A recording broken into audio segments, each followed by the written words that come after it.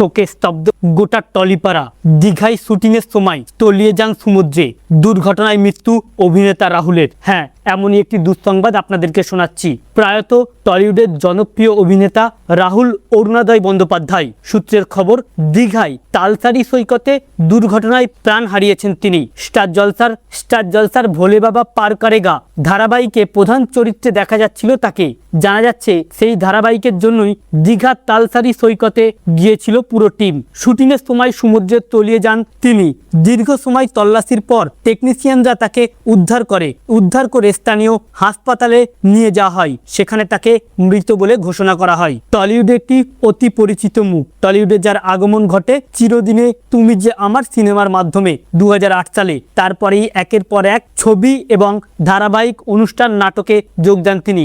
অল্প সময়ে ব্যাপক খ্যাতি অর্জন করেছিলেন বাংলায়। তবে খ্যাতি অর্জনের পারদটা এখানেই থমকে গেল। তাকে আর জীবিত অবস্থায় আমরা দেখতে পাবো না কোনো ফিল্মে অথবা অনুষ্ঠান বা কোনো সিরিয়ালে। আজই তার পৃথিবীর জীবন থেকে সমাপ্তি ঘটল এক দুর্ঘটনায়। আমরা তার প্রত্যেকেই আত্মার শান্তি কামনা করি।